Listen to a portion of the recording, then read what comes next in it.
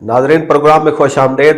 آج کے اس پروگرام میں ہم ڈسکس کریں گے کہ پاکستان کے اداروں کی پالیسیز کون بناتا ہے اور یہ پالیسیز کن کے ہاتھ میں ہیں اور کن کے لیے بنائی جاتی ہیں۔ ہمارے ساتھ موجود ہیں معروف کالم نگار، پبلک فگر، ایجوکیشنسٹ اور ٹیکنالوجسٹ ڈاکٹر فرید ملک صاحب۔ ڈاکٹر صاحب، آپ اپنے کالمز میں اکثر لکھتے ہیں کہ کامیاب پالیسی کا محور اگر پیشہ ور لوگ اور عوامی نمائندے مل کر کوئی پالیسی بنائیں تو وہ کامیاب ہوگی۔ آپ کا یہ خیال ایسا کیوں ہے؟ دیکھیں جی، ہر کام کے لیے ایک طریقہ کار ہوتا ہے، ایک پروسیس ہوتا ہے، ایک کریڈیبلٹی ہوتی ہے۔ جو پالیسی میکنگ ہے یہ الیکٹڈ ریپرزنٹیٹیوز کا کام ہے، جو ایک الیکٹورل پروسیس سے اسمبلیز تک پہنچتے ہیں، جی، ایک کریڈیبل الیکٹورل پروسیس سے پہنچتے ہیں، اور وہ پبلک انٹرسٹ کو واچ کرتے ہیں، اس کے مطابق پالیسیز بناتے ہیں۔ پھر ان پالیسی کو امپلیمنٹ کرنا جو ہے یہ ایڈمنسٹریٹو مشینری کا کام ہوتا ہے۔ اور پاکستان میں اگر آپ دیکھا جائے تو ڈسپائٹ آل دا ڈکلائن، دو امتحان ایسے ہیں ہمارے اب بھی جو میرٹ بیسڈ امتحان ہیں، ایک CSS کا امتحان اور ایک ISSB جو کوہارٹ میں ہوتا ہے۔ اور ان امتحان جو پاس کر کے لوگ آتے ہیں، پھر ان کی ٹریننگ ہوتی ہے، اس پروسیس سے گزرتے ہیں، پھر وہ فارن آفس اور مختلف ڈپارٹمنٹس میں پوسٹ ہوتے ہیں۔ تو foreign policy formulation foreign office کا کام ہے، اس میں ایکسپرٹس ہیں، وہ باقاعدہ میکنزم ہے، سارا کچھ ہے، ان کا ایکسپوجر ہے، وہ انڈرسٹینڈ کرتے ہیں۔ اور اسی طرح جو پبلک ریپرزنٹیٹیوز ہیں، جو جینوئنلی الیکٹڈ پبلک ریپرزنٹیٹیوز ہیں، ان کا کام ہے کہ وہ پبلک انٹرسٹ کی پالیسیز جو ہیں ان کو امپلیمنٹ کرائیں تھرو دی ایڈمنسٹریٹو مشینری۔ ہمارے انفارچونیٹلی یہ ہو رہا ہے پچھلے چند سالوں میں کہ جو پبلک انٹرسٹ، نہ لیجسلیشن ہو رہی ہے، نہ پبلک انٹرسٹ کو امپلیمنٹیشن ہو رہی ہے، نہ لانگ ٹرم انٹرسٹ پبلک کے واچ کیے جا رہے ہیں۔ ہر چیز جو ہے ad hoc short term basis پہ چل رہی ہے، اور یہ میں سمجھتا ہوں میں نے اپنی زندگی میں اتنی ایڈ ہاکزم میں نے نہیں دیکھی جو آج کل ہم دیکھ رہے ہیں۔ نہیں، آپ کا خیال ہے کہ اگر پالیسی ایسے بنائی جائے عوامی نمائندے کے ساتھ مل کر، جو ٹیکنوکریٹ ہیں یا پروفیشنل پیشہ ورانہ لوگ، تو موجودہ حکومت میں آپ کو یہ توازن نہیں نظر آ رہا؟ بالکل نہیں ہے جی، یہ توازن بالکل نہیں ہے۔ اور اگر آپ دیکھیں، میں نے اپنے آرٹیکل میں یہ جو آج کل استنبول میں جو نیگوسیشنز ہو رہی ہیں افغانستان کے ساتھ، وہ میں نے باقاعدہ اس میں مینشن کیا ہے۔ اس میں فارن آفس والے جو ہیں وہ بہت محتاط چل رہے ہیں، اور وہ کوئی لوز اسٹیٹمنٹس نہیں دے رہے، اور وہ بڑا محتاط، کیونکہ it's a very delicate matter. Afghanistan کا جو معاملہ ہے یہ بہت ڈیلیکیٹ معاملہ ہے، اس کو ہم نے بڑی ڈیلیکیٹلی ہینڈل کرنا ہے۔ جنگ سے پیچھے آئے، جنگ ہوتے ہوتے رہے، بالکل، تو یہ بڑا اب تو پانی کا بھی مسئلہ آ رہا ہے، پانی جو ہمارے ویسٹرن ریورز ہیں اس پہ بھی وہ ان کا ریپیرین ہے وہ۔ تو بات یہ ہے کہ افغانستان ہمارا ہسٹوریکلی، افغانستان کو ہم نے مس ہینڈل کیا ہے۔ وہ اس وجہ سے مس ہینڈل ہوا ہے کہ جن کا کام تھا فارن پالیسی فارمولیٹ کرنا، اور جن کا کام تھا اس کو اوورسی کرنا الیکٹڈ ریپرزنٹیٹیوز کا، وہ اپنا رول ادا نہیں کر پائے، اس وجہ سے یہ میس میں ہم ہیں۔ تو ڈاکٹر صاحب، آپ کہہ رہے ہیں کہ جو ڈپلومیٹس ہیں وہ محتاط ہیں، ان کی طرف سے کوئی غیر ذمہ دارانہ بیانات یا کوئی اسٹیٹمنٹ کسی قسم کی نہیں آئی، بالکل وہ اپنا کام ٹھیک کر رہے ہیں۔ بلکہ ہم تو یہ دیکھ رہے ہیں کہ طالبان بھی بہت حد تک محتاط ہیں، ان کی طرف سے کسی قسم کی پرووکیٹو یا انفلیمیٹری اسٹیٹمنٹ نہیں آئی، بلکہ بار بار وہ کہہ رہے ہیں کہ جی ہم بات چیت کے ذریعے مسائل حل کر رہے ہیں۔ اب بات آ جاتی ہے دوسرا جو پلر ہے کہ جی عوامی نمائندے۔ جی، تو عوامی نمائندوں کا جو اس طرف ہم ذرا وہ دیکھتے ہیں کہ مس ہینڈلنگ ہے، تو یہ کیا کوئی انتخابات میں کوئی شفافیت کی کمی رہ گئی تھی کہ ہمارے عوامی نمائندے ہمیں صحیح طرح سے ریپرزینٹ نہیں کر رہے؟ وہ جی پنجابی کی ایک کہاوت ہے، آپ کسی جائی نہیں تو گل کرن تو رہی نہیں۔ تو یہ بڑھ کے مار کے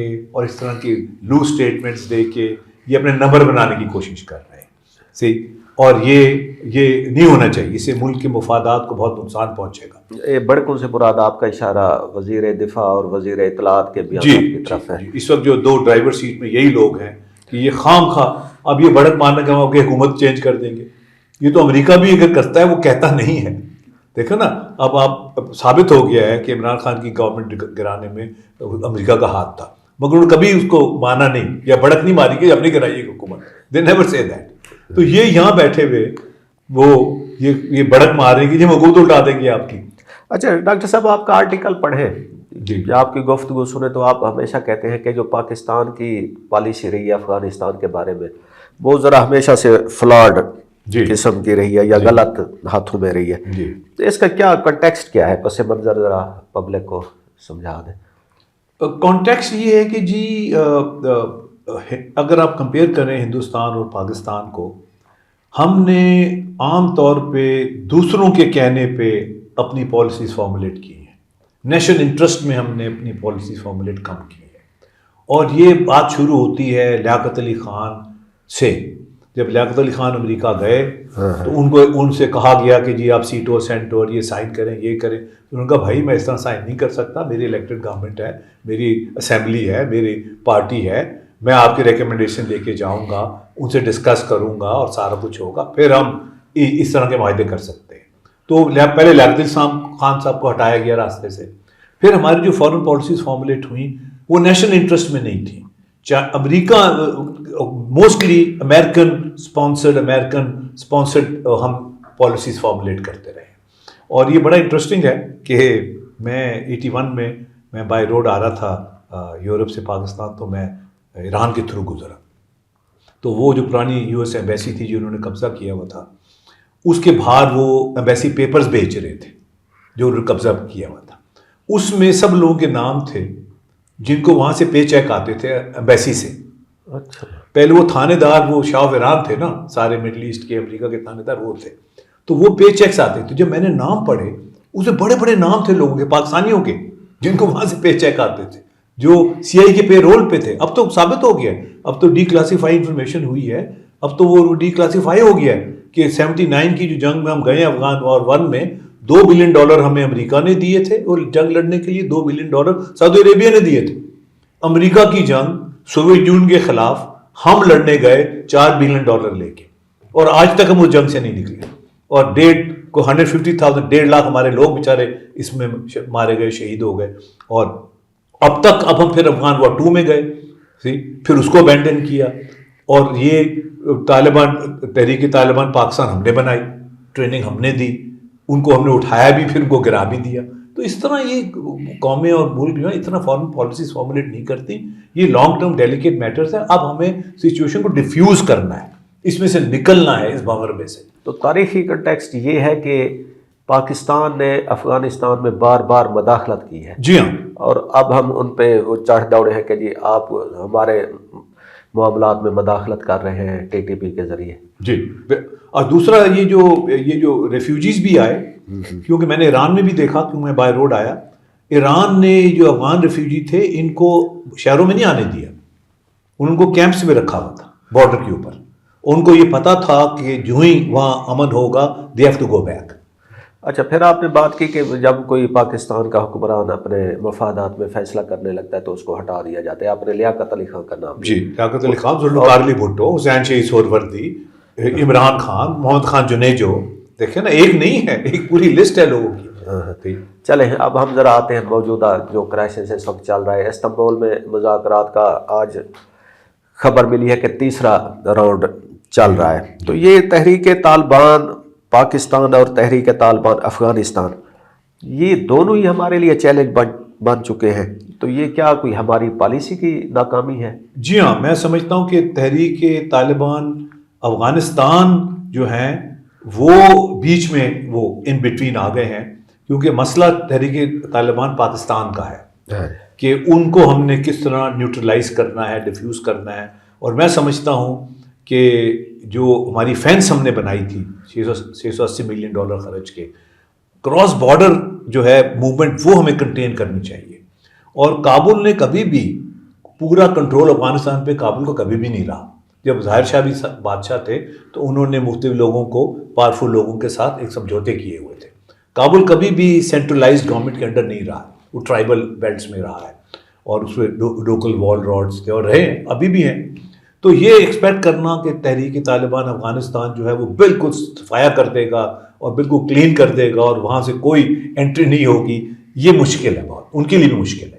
ہماری بیسٹ بیٹ یہ ہے کہ ہم جو فینس ہے اس کو گارڈ کریں، اور ٹرانس بارڈر جو موومنٹ ہے اس کو کنٹرول کریں، اور تحریک طالبان افغانستان کے ساتھ مل کے ہم اس مینیج کو کنٹرول کریں، اور جو ہمارے انٹرنل جو ہے کمپلیکیشنز ہیں ان کو ہم ڈیفیوز کرنے کی کوشش کریں، اپنے ایریاز کو ڈیولپ کریں، امپلائمنٹ جنریشن کریں، وہاں ڈیولپمنٹ ہو تاکہ لوگوں کو نوکریاں ملیں، صحیح، اور سوشل اکنامک ڈیولپمنٹ ہمارے جو ایریاز ہیں، تو اس سے آٹومیٹکلی یہ چیز جو آہستہ آہستہ ڈیفیوز ہو جائے گی۔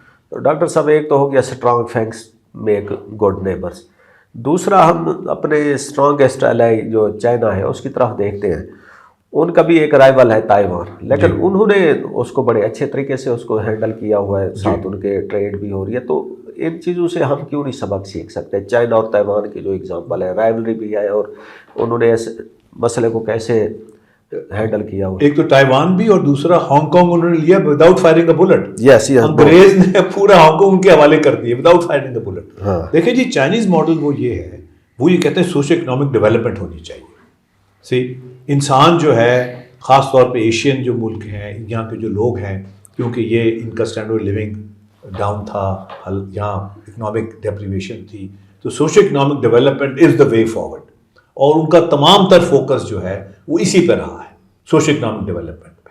اور ابھی جو امریکہ میں بھی جو یہ socialist for the first time ایک ڈکلیئرڈ سوشلسٹ الیکٹ ہوا ہے، یہ بھی ایک بہت بڑے موو ہے، بیکاز دس شوز کہ جو ڈاؤن ٹراڈن لوگ ہیں ان کو اٹھانا ضروری ہے، صحیح۔ تو چائنا کی جو ساری اپروچ ہے وہ یہ ہے کہ ڈاؤن ٹراڈن کوئی نہ ہو، صحیح، بلو دی پاورٹی لائن کوئی نہ، آپ قوم کو اٹھائیں، لوگوں کو اٹھائیں، سوشل اکنامک ڈیولپمنٹ کریں، بزنس کریں، جھگڑا نہ کریں، بزنس کریں، صحیح۔ اور آٹومیٹکلی جب خوشحالی آتی ہے، لوگ بزنسز کرتے ہیں، ان کے گھر میں خوشحالی آتی ہے، تو وہ پھر تھوڑا بہت ان میں وہ امن پسندی بھی آ جاتی ہے۔ لیکن ہماری اسٹیٹ تو اس طرح کی ہے، یا ہمیں اس طرح کا مائنڈ سیٹ وہ برین واش کیا جاتا ہے پبلک کو کہ ایک ذرا سیکیورٹی اسٹیٹ، اور آج کل جو اسٹیٹمنٹس آ رہی ہیں، یہ استنبول جو ٹاکس راؤنڈ چل رہا ہے، تھرڈ راؤنڈ، اس کے باوجود بھی کہ جی ہمیں اندر گھس کر کارروائیاں کرنی چاہیے افغانستان کے اندر، اور بار بار دل میں چلتا ہے وہ ہمارے وزیر جو دفاع ہے، ڈیفنس منسٹر،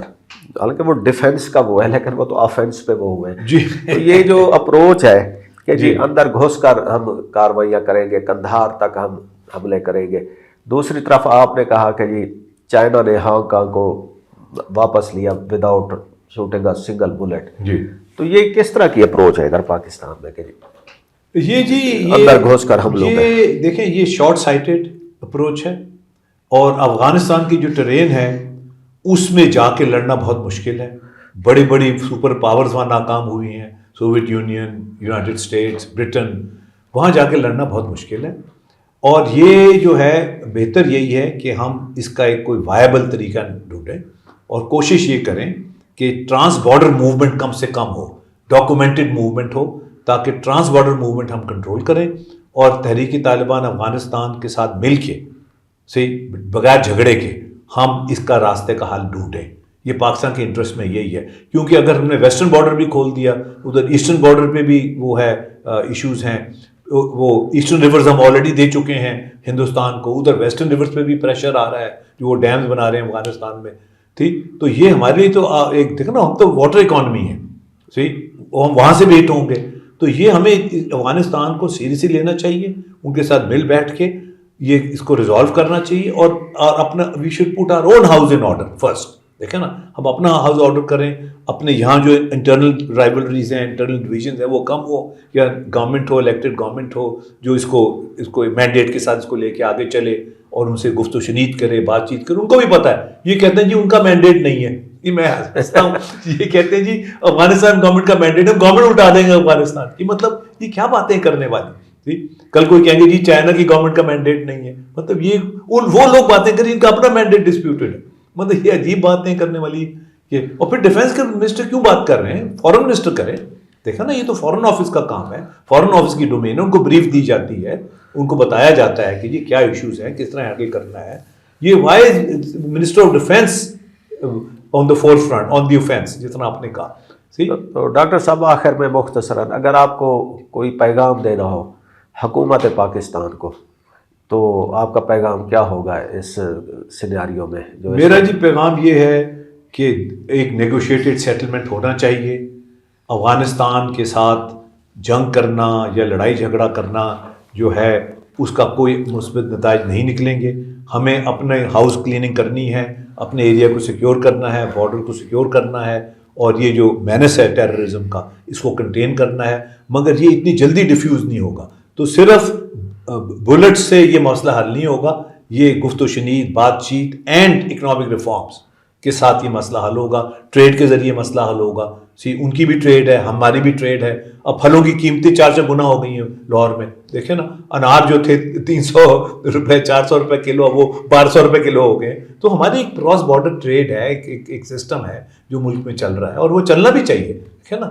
تو ہمیں مل جل کے, ہم بھائی ہیں, وہ بھی مسلمان ہیں, ہم بھی مسلمان ہیں, ہم نے مل جل کے اس کو جانا, اور انڈیا کے انفلوئنس کو کنٹرول کرنا ہے, اس کو اجاگر نہیں کرنا, اس کو کنٹین کرنا اور کنٹرول کرنا ہے, کیونکہ وہ کامن اینیمی ہے. انڈیا نے پہلے ایران کو بھی نقصان پہنچایا, ان کو بھی نقصان پہنچائیں گے وہ. تو ہم نے انڈین انفلوئنس کو کنٹین کرنے کا طریقہ یہی ہے کہ ہم بھائی چارے سے چلیں, گفت و شنید سے چلیں, اور یہ خام خواہ جو یہ وار کا جو ہے طبل جنگ نہ بجائیں اننیسیسریلی. یہ میری پوائنٹ آف ویو. جی thank you very much doctor صاحب. آج کی گفتگو سے یہی نتیجہ نکلتا ہے کہ اگر ہم نے اپنی پالیسیوں کو عوامی اور پیشہ ورانہ بنیادوں پر نہ بنایا تو پھر یہ ہسٹری ریپیٹ ہوتی رہے گی, اور پھر ہم ایک دفعہ افغانستان کے اندر گھسے ہوئے ہوں گے اور افغانستان والے ادھر حملے کر رہے ہوں گے. اللہ اس وقت سے بچائے. ہمیں اجازت دیجیے. خدا حافظ.